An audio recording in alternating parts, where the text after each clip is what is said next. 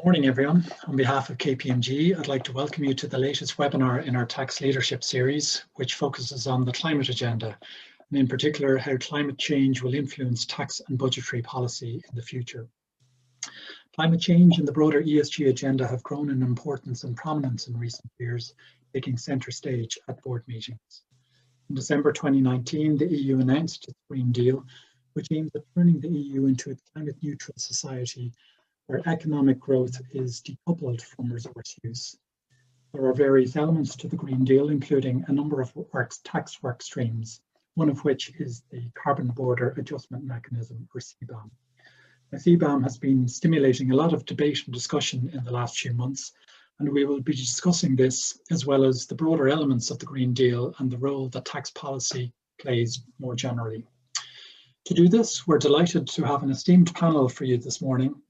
Our own Mike Hayes, KPMG's global lead in climate change and decarbonisation, who's played a very significant role in developing the renewable sector in Ireland, and now has a much more broader role within the global KPMG network. We'll open the webinar and introduce the panelists.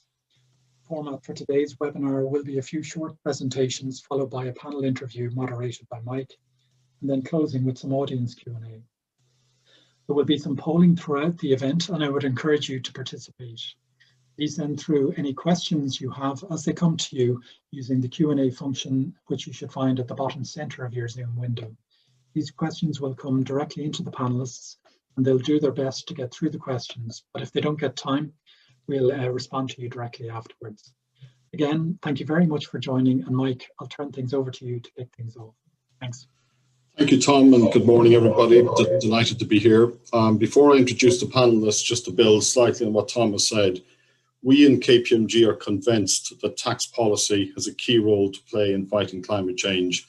I'm sure everybody in the audience today is very much aware of how serious the climate challenge has become, how much corporations across the world and governments are focusing on the issue. We have COP26 coming up in Glasgow at the end of this year, where all major governments around the world will be participating. Lots of different initiatives being spoken about to move the agenda forward. It is very clear to me and to some of the colleagues on the call this morning that tax and tax policy has a role to play. And by tax policy, we mean a couple of different things. We mean tax incentivization. We think that the role of tax incentivization has not been properly considered as we start to think about how we get people to do different things on the climate agenda, in particular behavioral changes around carbon. Secondly, punitive tax measures, or tax measures which actually force people to do things differently. Carbon tax being the most obvious example, and this morning we're going to focus very much on the Carbon Border Adjustment Mechanism, but we want to set it in a wider context as really the first of a series of measures that we're expecting from the European Union and other governments. And thirdly, the whole area of tax barriers. One of the big issues identified in the Paris Agreement was the failure to mobilize capital from developed to developing countries and into other particular parts of the climate agenda, in particular the innovation agenda.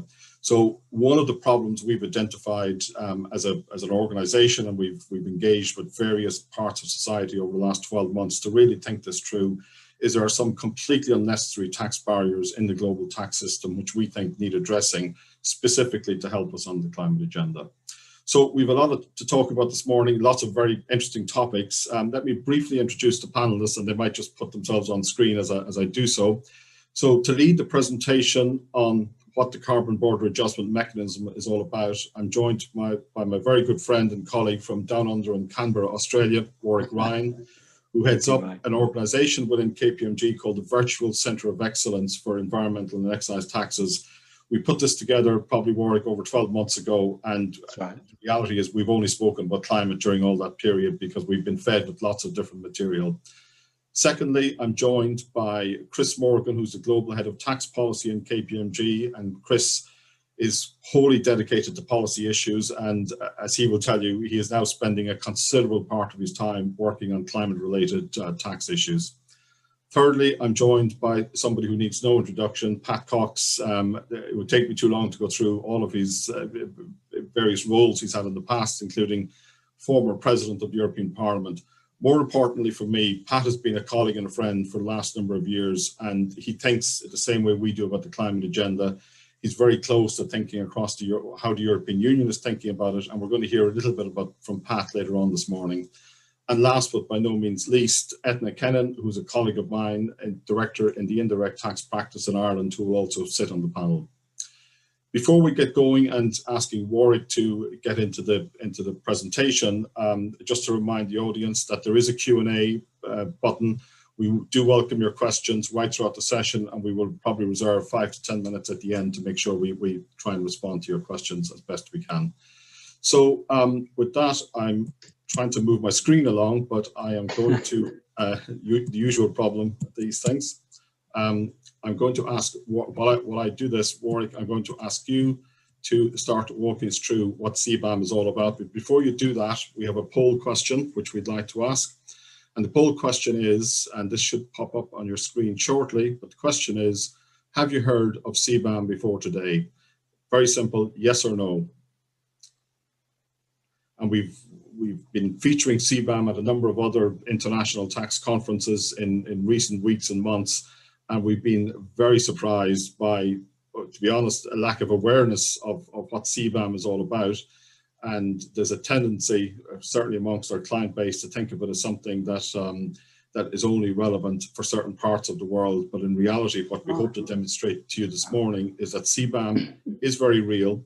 It's limited to certain industries at the moment, but this is just phase one. There's a lot more to come on CBAM. And the reality is that we're going to see similar measures as well. It is not without controversy, and we'll explore some of the controversies around CBAM as we walk through the session this morning. So I think the poll result tells a message in itself. 75% saying they have not heard of CBAM before today. That is important, and that is consistent with what we've heard in other sessions. We're going to be telling you today, our message is you do need to understand it, but you need to understand it in the context of where tax policy is going on the climate agenda. So with that, Warwick, I'm going to hand over to you and ask you to lead us through the carbon border adjustment mechanism, please. Great, thanks, Mike. And let's pull up the next screen. And everybody, 75% not knowing about CBAM is comparable with other presentations that we've made. In some of those presentations, 80% or more have not heard the expression CBAM before. This slide now talks about the EU Green Deal that Mike and Tom talked about as having been announced at the end of 2019. And it's really important to understand that this is a comprehensive package of measures, many of which are not tax measures. Tonight, or this morning, we are talking about the tax measures in particular. And you can see on the left of the slide here, against achieving climate neutrality and against clean, reliable and affordable energy, a number of tax measures included in the ambition of the Green Deal. So as Mike said, the Green Deal is about achieving net zero emissions by 2050 and by reducing emissions of 1990 levels by 55% by 2030. So that's a more ambitious goal than has been there before. And the package of measures to achieve that 2030 goal are referred to with an abbreviation of Fit for 55. So fit to achieve the 55% reduction. When you look at this slide that's come from the European Commission, you'll see there's a reference to the carbon border tax in the box against achieving climate neutrality. And under clean, reliable and affordable energy, there's a reference to reviewing the Energy Taxation Directive. In the box in the middle, you can see extending the emissions trading system, the ETS, as well. The language of this potential tax that's coming is really important to understand because it may not be a tax. So when you see expressions like cross-border tax or expressions like carbon border tax here, that's only one possible option for the form that this might take. And therefore, the title, the appropriate and proper title, is a carbon border adjustment mechanism. The mechanism may be designed and implemented as a tax, but it may not be. Very important to understand that the word measure, the M in CBAM, is sending a signal that this may not be a tax. Moving on, thanks, Mike.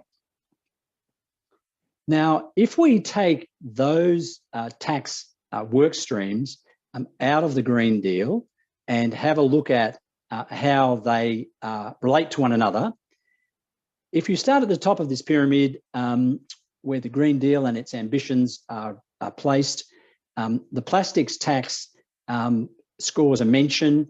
It's a revenue collection based on non-recycled plastic consumption.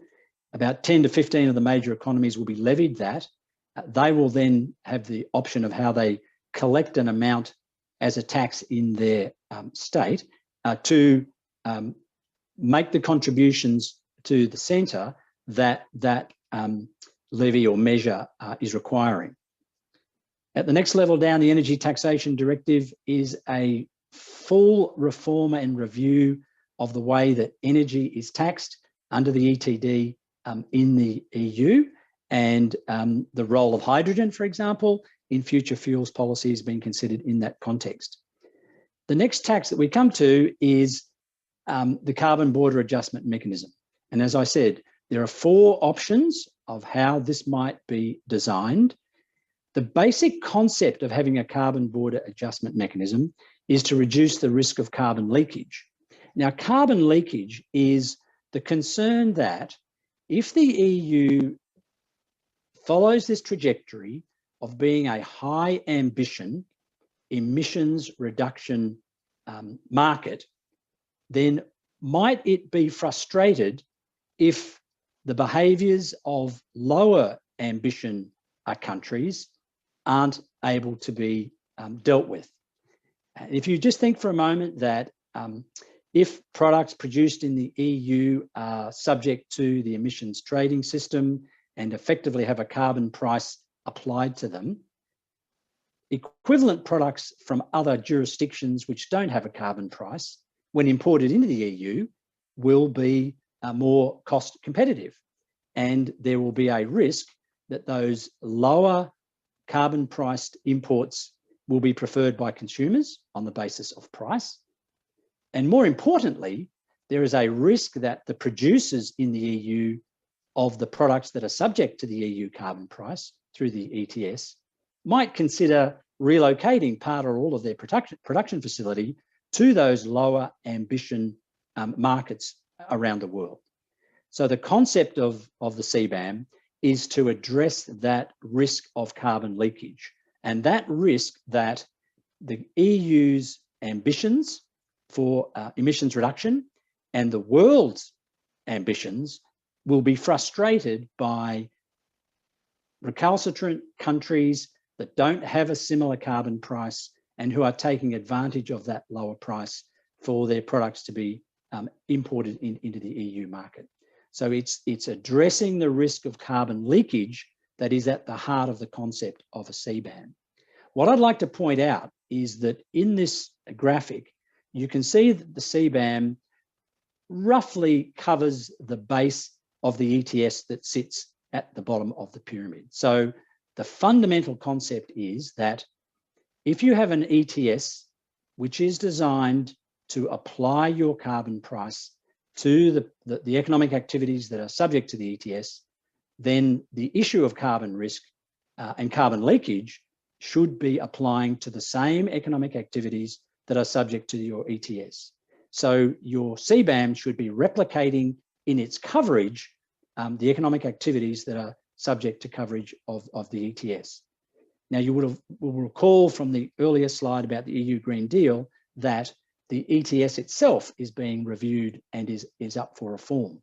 So the extent of coverage of the ETS itself is being reconsidered. Thanks, Mike.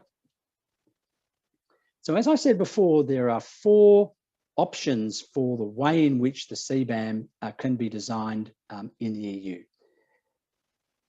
What's interesting about these 4 options is that only number 1 and number 4 are actually taxes. So a border tax or a carbon border tax or a cross-border tax, whatever language you use, is most likely to be imposed as a customs duty under the customs tariff. And imported products with embedded carbon in them, which are from the same set of economic activities that are covered by the ETS, would conceivably be subject to an additional customs duty at the border, payable by the importer, and most likely levied through the tariff, the customs tariff. That's option number one. Options 2 and 3 relate to the ETS itself.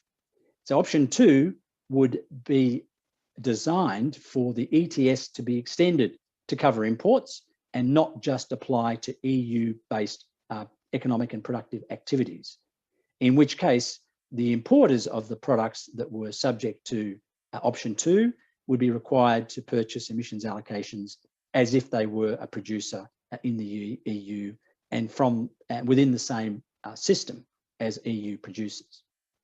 Now, option 3 is a shadow ETS.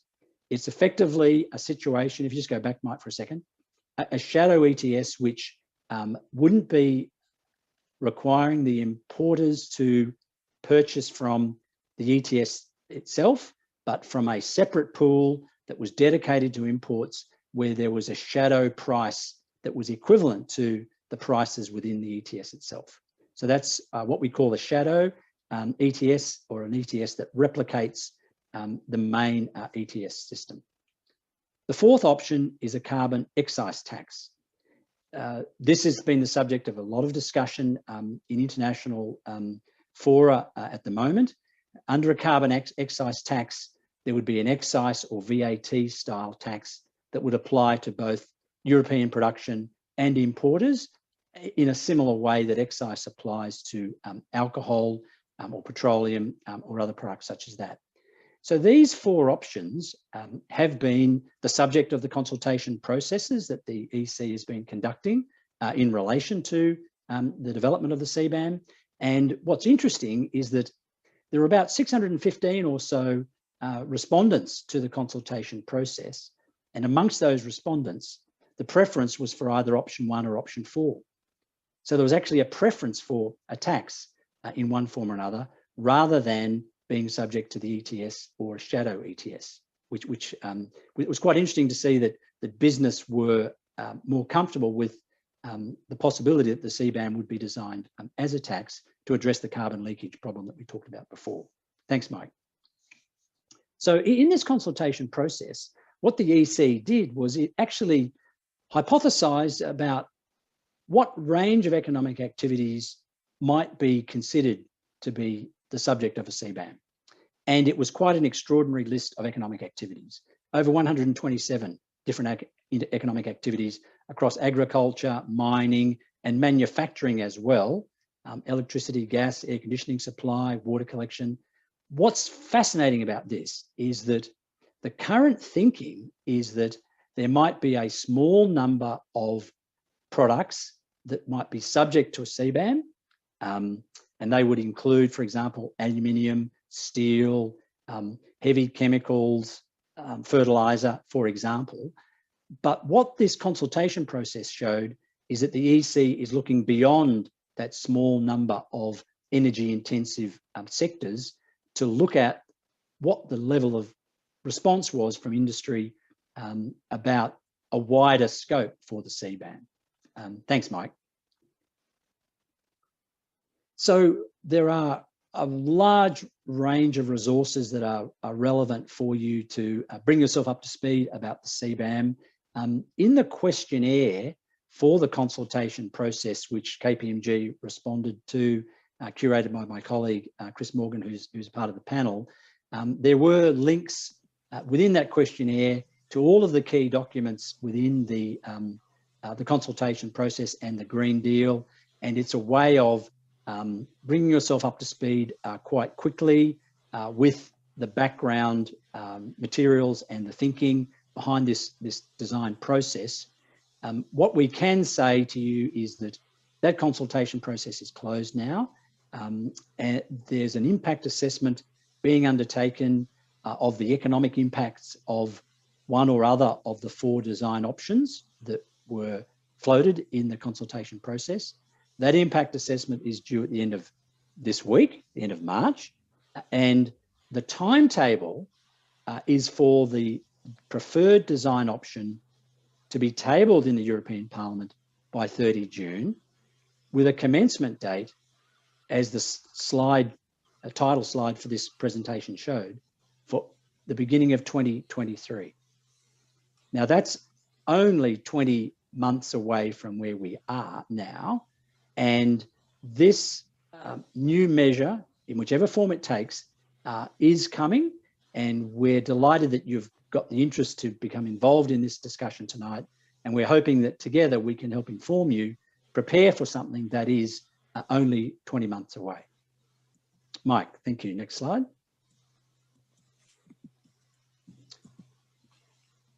One thing that we will say, just by way of summary, KPMG's position, which Mike talked about all the work that's been going on, if you look at the right-hand panel of this slide, KPMG globally supports the use of effective carbon pricing systems that reduce emissions efficiently and cost-effectively.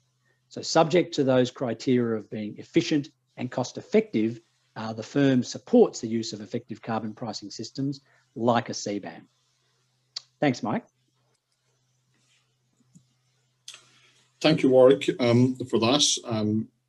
Before we pass to the next poll question, maybe just one reflection, Warwick, and to get your perspective. Sure. CBAM clearly is something that the European Union has signalled that is really important to them. They see it as one of the principal sources of revenue for the Green Deal.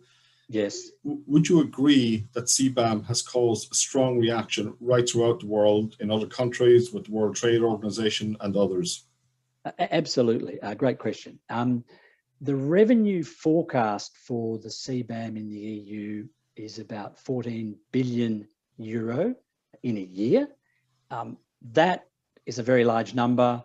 There's been a huge response around the world. Quite a number of countries have proposed a similar approach.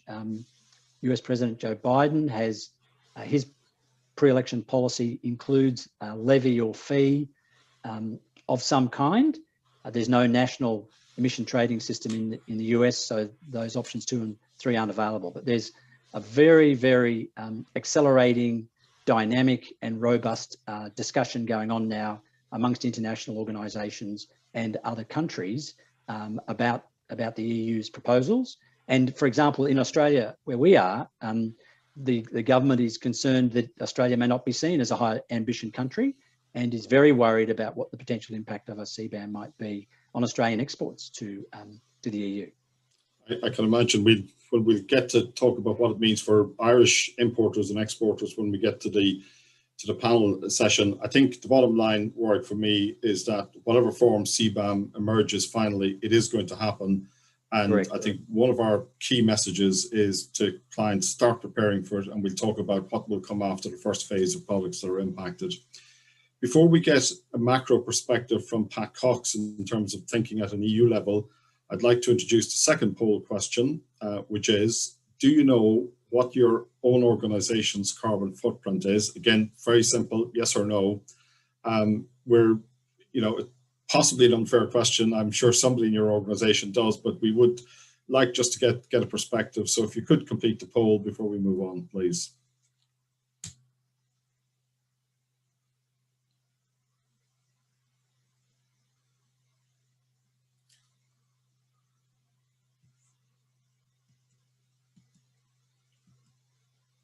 Okay, and we see the result, which is, again, not a surprising result, and I fully appreciate some of the attendees clearly may not sit in that part of the organization which would know this, but the reason we're asking this question is that first of all, that is a consistent response, but we think as carbon and climate starts to predominate the business and corporate landscape, awareness of your own organization's carbon footprint in the same way you're aware of its financial performance is going to become a reality.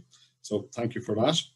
I'd now like to turn and introduce Pat Cox, who's going to give us some thoughts on where he thinks the European Union are in this broad climate debate with the European Green Deal, and particularly in relation to tax policy.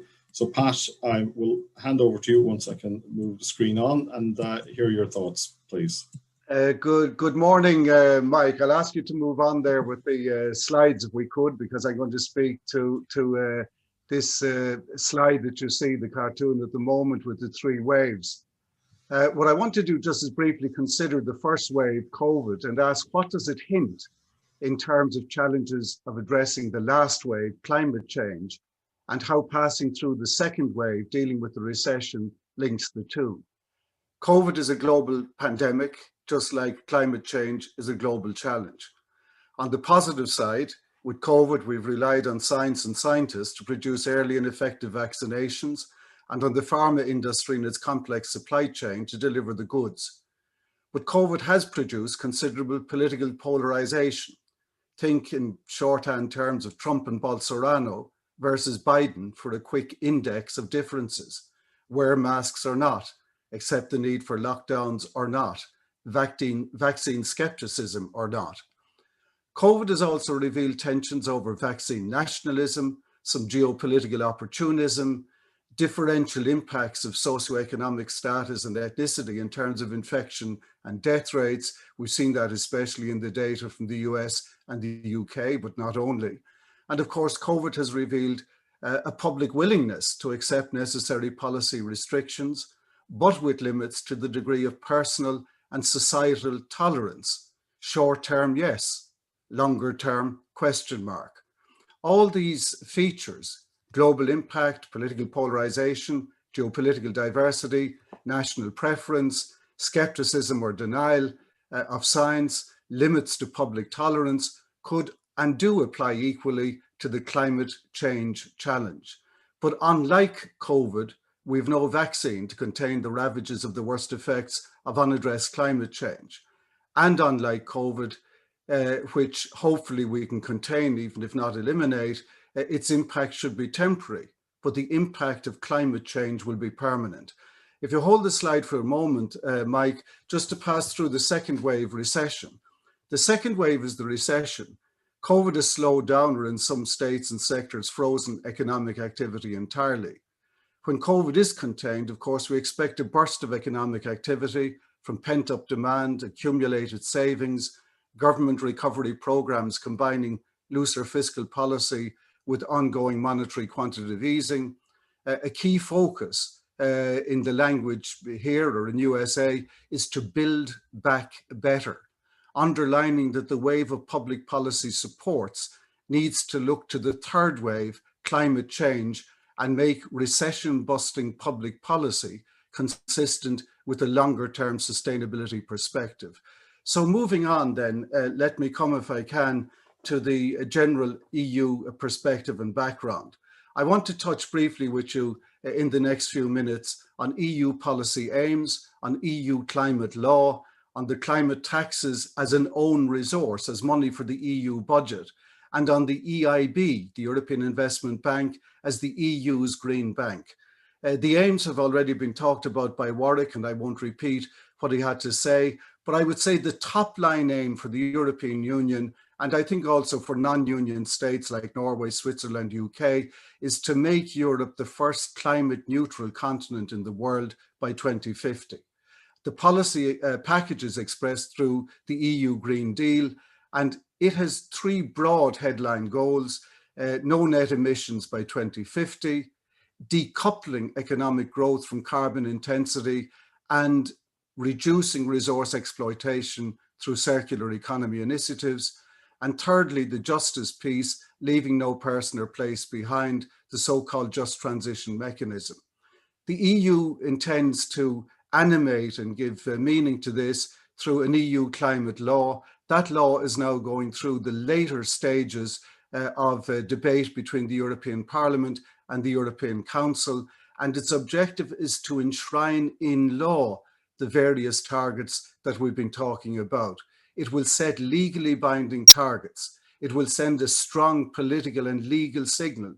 This time, it's serious. It will focus on developing a roadmap, the pathway to net zero. It's aiming to offer some level of predictability, legal transparency, and ultimate public accountability for setting and reaching targets. And it is the way of putting down the milestones, the KPIs for a journey of collective transformation. The targets will be legally binding on the European Union and on its member states. And of course, we in Ireland will have our own climate law that picks that up and amplifies it in many ways, and currently just be approved by our cabinet.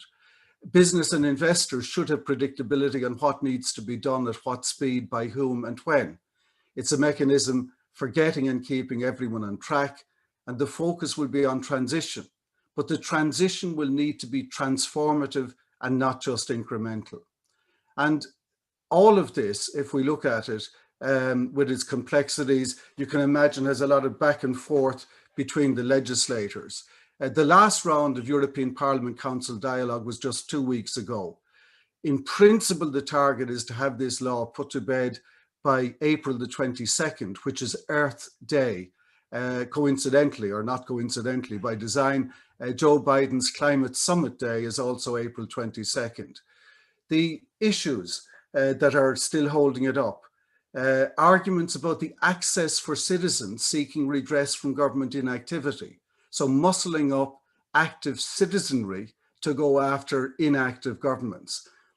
What should be the scale of ambition for 2030? 55% has been talked about.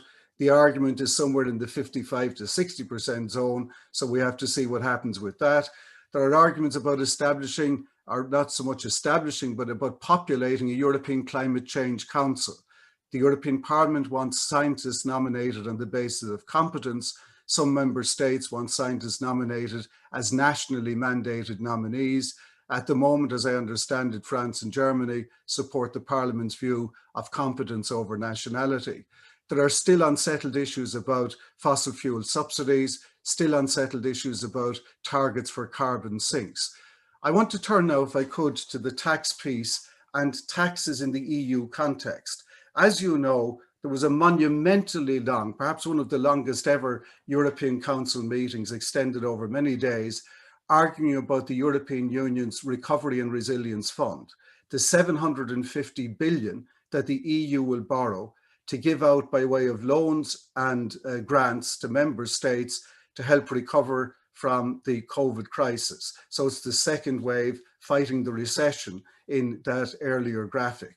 And in that, the EU is looking to get more money into its own purse. The EU speak for this as own resources. Today, they get it through an index based on gross national income, so the economic weight of states, and on value-added tax, and then some of it goes back to some states in the form of much contested rebates. This year, the non-recycled plastic waste that Warwick mentioned is now in the EU budget. That money will go into the EU budget starting in January of this year. CBAM, whether it's a tax or whether it's emissions trading scheme, whichever form, the definitive proposal is due in June of this year, and the target is to designate this tax or the income from it as an EU-owned resource into the EU kitty to repay all that borrowing starting in January 2023. I should add, by the way, in Warwick's four-class definition, whether it's emission trading scheme, that's options 2 and 3, or a more tax like excise or customs tax, options 1 and 4, which choice the EU pronounces in June will be important. If it's a tax, it will require unanimity at the Council, and you know that can take time on tax issues, and the European Parliament would be consulted. If instead it's under the emissions trading scheme and that part of EU law, then it will be made by co-decision between the Council of Ministers and the European Parliament, the Council voting by qualified majority, the Parliament in co-decision. So all of these issues are intimately connected also with the EU's recovery programme and its future ability to pay. There are other tax initiatives, but I won't go into them. Let me turn, if I could, to the EU's Green Bank. We're not setting up a thing called the Green Bank. We're taking the largest international financial institution in the world by assets, which is the EIB, and we're committed to 60% in the next decade of its loans and its equity being entirely green. And so what the bank is saying, what Werner Hoyer, the president of the bank, has said recently with Ursula von der Leyen, the president of the European Commission, is that the current decade, now to 2030, will be make or break in terms of delivering targets. The investment delta, the extra needed, they've estimated at 350 billion euros per annum. I should say, and I won't deviate into this at the moment, if you look at some of the numbers about the costs of business as usual, that enormous cost pales into insignificance compared to a business as usual attitude. In terms of the EIB targets, investment in renewable energy, investment in breakthrough green tech, and investment in circular economy initiatives are the three target sectoral goals. Some general observations now to close out. I think mobilizing consciousness, whether it's in your company, in your corporation, in your neighborhood, in the state, this is the key issue. And that is going to come at business from many sources. The regulators are coming at it. Central banks are going to get governments to look at the macro prudential supervision risks of unaddressed climate risk, transition risks, stranded assets, and so on. Think of PG&E in California that has suffered from massive lawsuits and went temporarily into whatever that chapter is in US bankruptcy law to keep it going. Think of the micro-prudential supervision demands that central bankers and prudential authorities are going to impose on the insurance industry and the way that's going to come back in again to business and commerce. With regards to the rules, you're going to be expected to produce much more non-financial disclosure. Someone is going to ask you, like our survey today, do you know your carbon footprint? Where are you managing it and where are you bringing it? And the honesty of the 81% who answered no is also a kind of a wake-up call. At some stage, we have to start getting around to organizing to answer, yes, I do know, and here's my plan. Investor activism will hit companies. I think of Larry Fink on one side who's come out with a lot of statements on that. Various coalitions of investors mobilized to force this agenda onto annual general meetings. And also even some of the church-based organizations, Church of England and various Catholic organizations getting on board that kind of thing. Government actions, we know we'll have regulation, taxation that we're discussing, subsidy policies, carbon budgeting, all these are coming. Also, Mike mentioned the taxation as incentive, disincentive, and nudging change. A lot to come there. Civil cases have been fought in the courts in France and Netherlands, getting at the government over being too inactive. The rising generations consciousness, let me just summarize it as the Thunberg effect, or the internal pressures you may have in your own corporation, a millennial consciousness and expectations among younger staffers who expect things to happen. Today, we're consuming 7 billion tons of coal annually, 36.5 billion barrels of oil, 3.9 trillion cubic meters of gas, and we burn it all producing 30 billion tons of CO2. The next decade is critical to weaning ourselves and our systems off this fossil fuel dependency. Without change by 2030, net zero by 2050 is mission impossible. Late is losing. On energy efficiency, we need to increase productivity and efficiency by 3% a year. In the EU, this was 1.2% in 2018. Globally, we need between 80 and 100,000 terawatts, that's 1 trillion watts of renewable energy per annum to meet targets. In 2018, we had 6,800 terawatts, target 80 to 100,000. A shift to green electricity will see it grow to 65% of total final energy demand from its 20% today. And of course, the electric vehicle fleet, globally today, 0.1% of a fleet that will have to go substantially for most transport sectors to zero emission. And then we've got the hard to abate sectors, cement and steel and others, where work already has to begin. What I want to say about all of that in summary, what's coming will be transformational and not incremental. Public policy needs legitimacy and effectiveness if they're going to succeed. And that legitimacy and effectiveness, of course, relies on public opinion. To succeed, net zero will require sustainable opinion and sustainable support. And of course, in a democracy, consent is something that isn't always freely given by the government. Think of Emmanuel Macron in France introducing a fuel tax that sparked the Gilets jaunes revolution for many reasons, but the trigger was the fuel tax. Think of the no toll movement in Norway, where tolling charges were designed to start managing traffic down in some urban locations, and there was a big pushback. I think our colleagues in Australia can confirm some of the polemics in Australian politics about calling people who promote decarbonisation urban snobs as a way of dismissing them.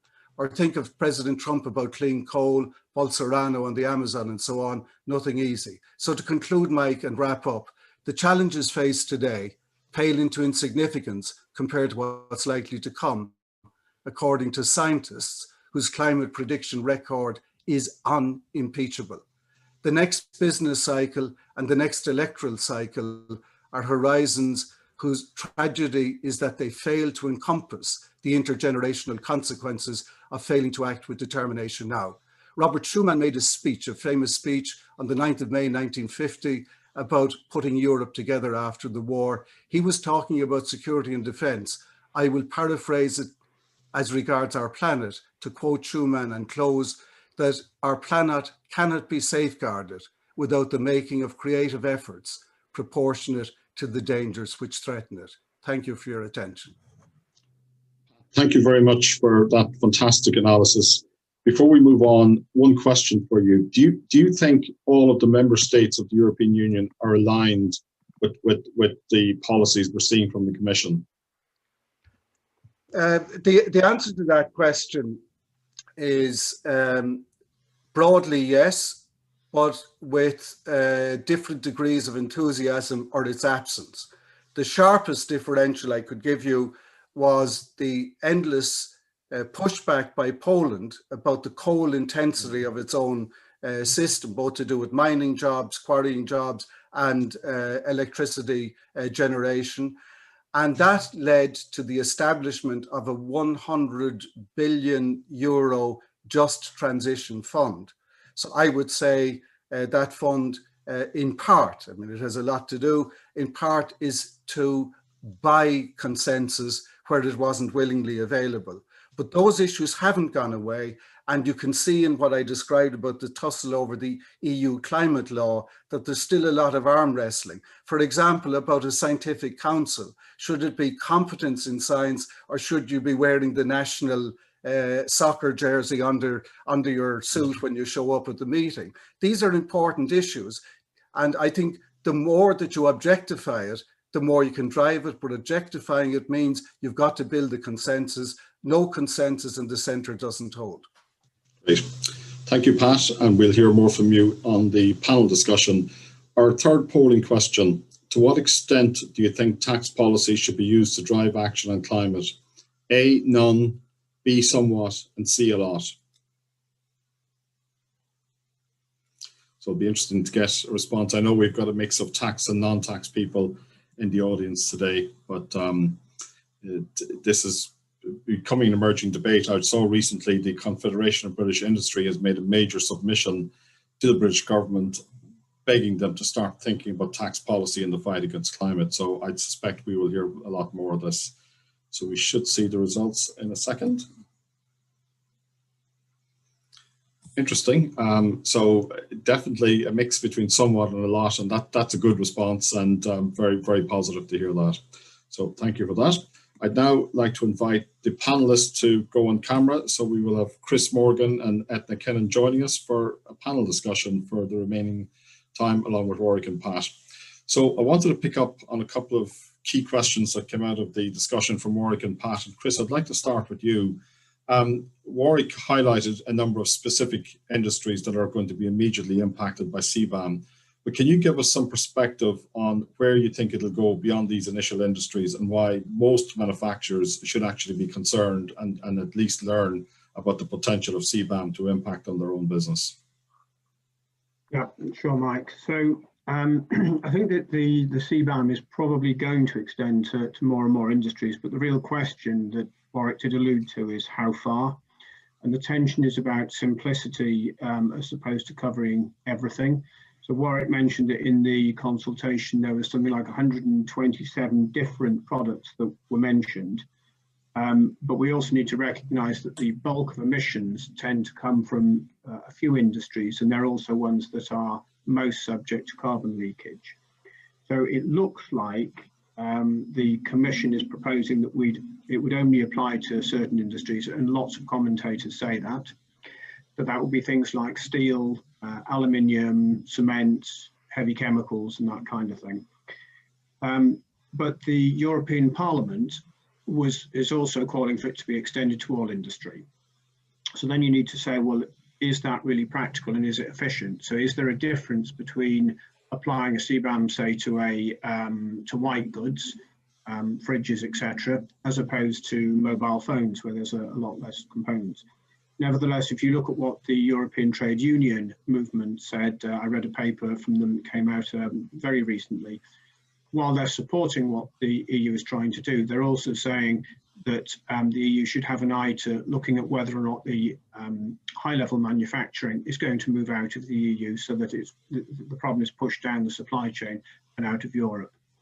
And then I think the other thing we need to think about is if the CBAM will increase the cost of certain raw materials, steel, cement, etc., that will have a knock-on effect on other industries.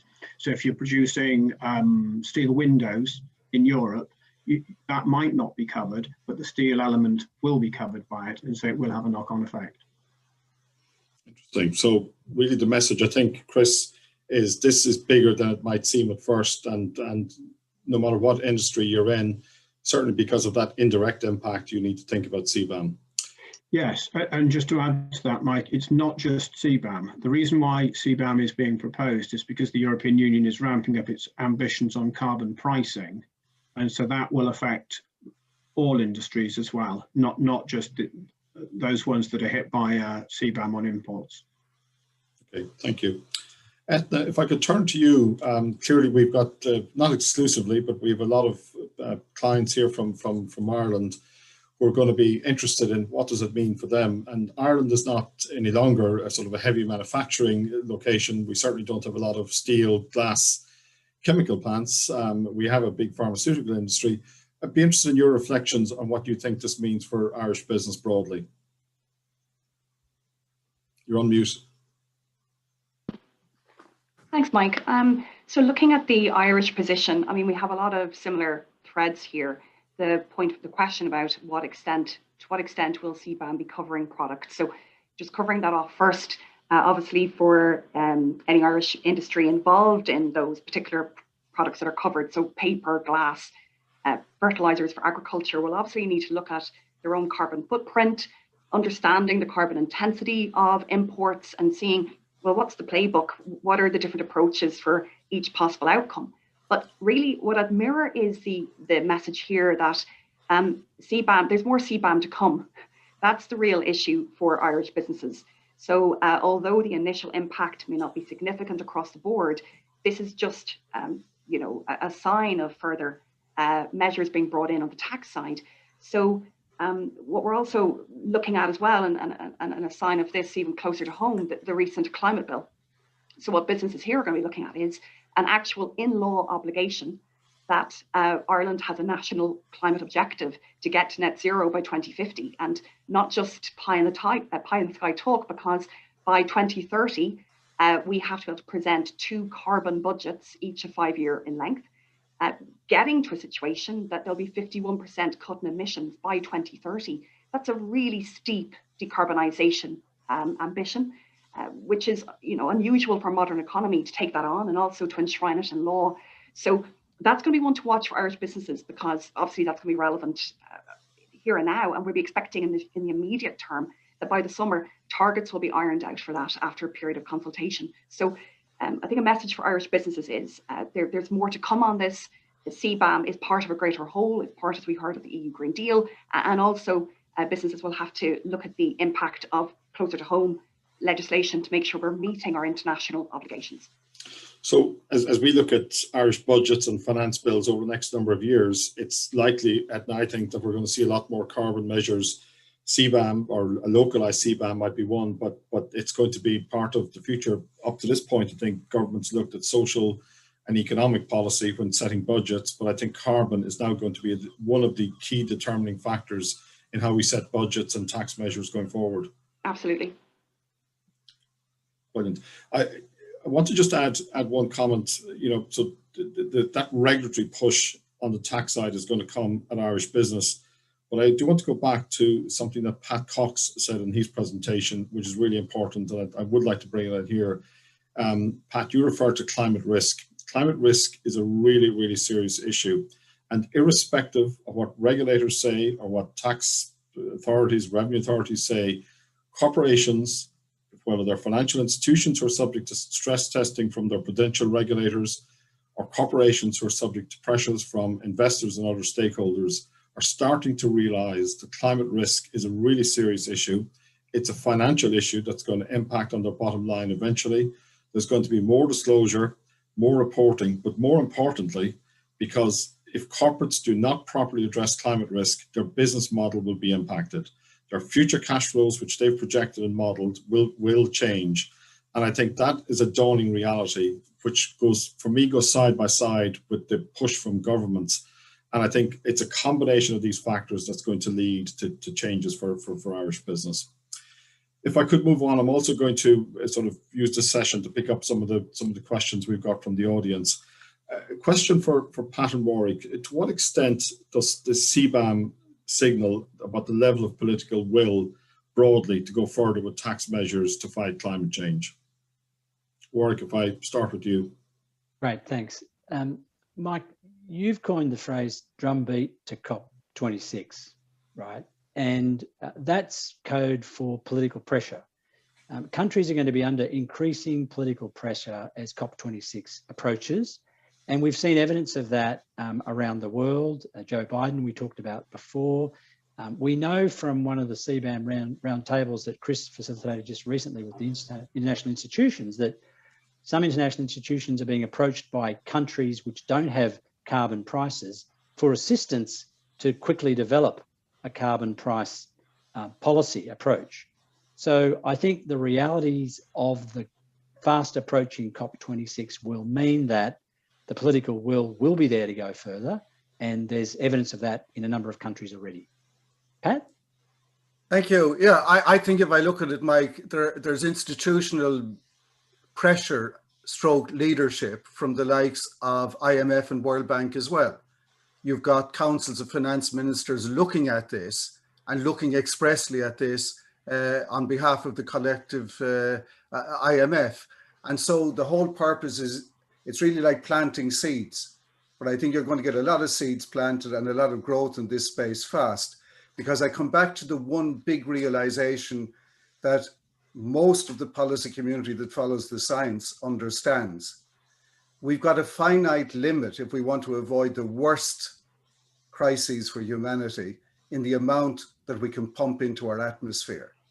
And if we want to stay within the budget that gets us into the Paris zone, 1.5 to 2 degrees temperature rise, that budget ceiling is very tight.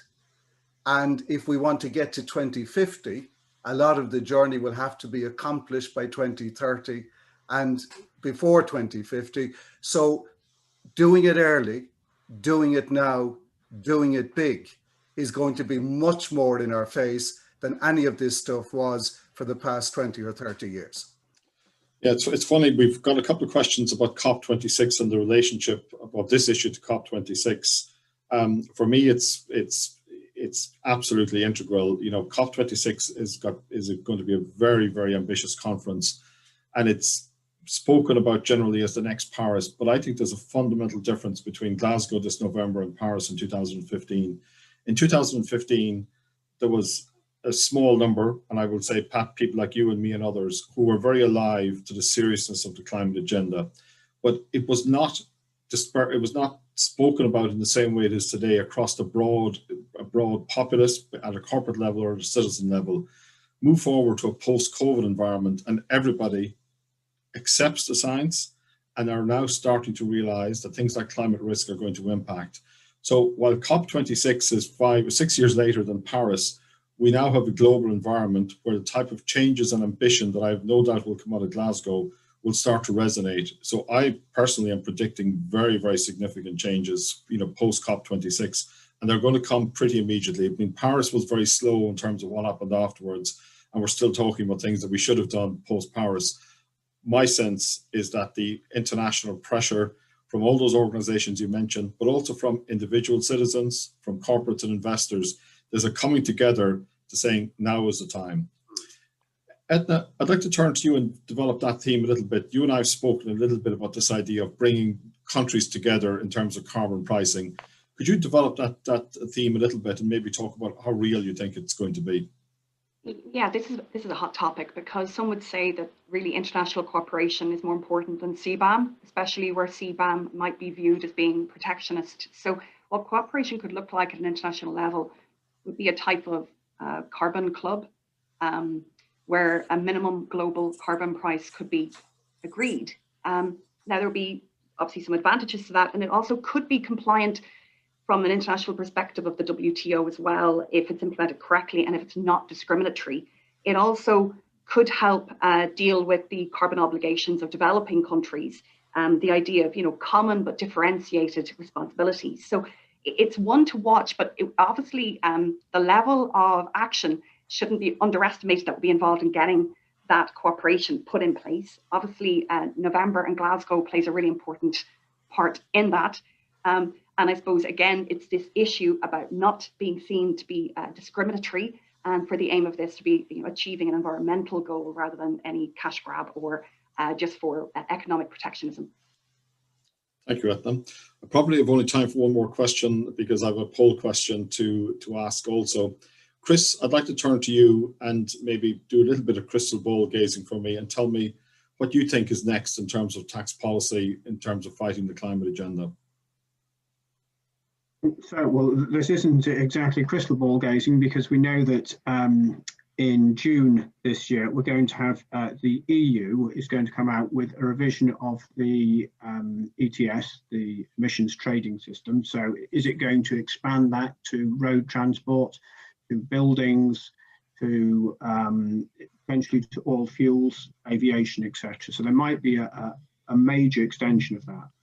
It's also going to come out with the revision to the Energy Tax Directive, and it'll be interesting to see how does that fit in. Is the Energy Tax Directive going to become some kind of carbon tax directive, and how will those two instruments basically regulate the carbon price in the EU? And then we're going to have the proposal on the CBAM, which we've talked about. And then that leads us on to the real crystal ball gazing, which is what will other countries do? So is the US going to introduce some kind of CBAM? Will it do something about carbon pricing? And particularly, how could we have some kind of carbon club, as Ethna just mentioned? But I'll just leave you with this, that I was at a conference the other day, and there was a spokesman from the EU talking about the CBAM, and he said, if we never had to apply it, that would be our ideal situation, because it would mean that the rest of the world would have followed suit, and we would have some move towards global carbon pricing. That's the sort of goal that they're aiming for. I think that statement in itself tells a lot, Chris.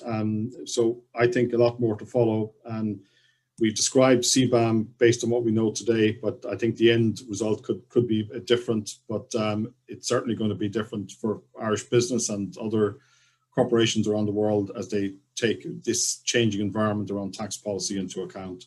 So before we wrap up, I have one final poll question. If I could ask, if I can get it up on screen. There you go. So which areas of tax policy do you think are important in helping to fight climate change? None, carbon taxes, new tax incentives, or more support for climate R&D incentives?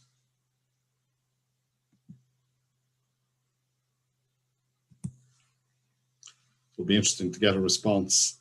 I don't think there's a right or wrong answer here, but it'd be interesting to see what our audience thinks.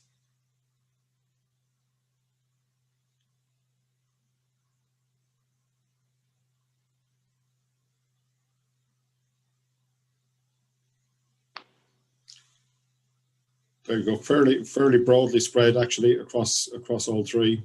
So thank you for that. So with that, I'm conscious we're at the top of the hour. I wish we had more time to talk to it. I have to thank Ethna, Chris, Pat and Warwick for their fantastic contributions. Really interesting discussion. I'd say to our participants, you'll be hearing a lot more from KPMG on these issues because we're at the beginning of something fairly fundamental. as Pat has outlined. So thank you for your time this morning, and we look forward to seeing you at our next session.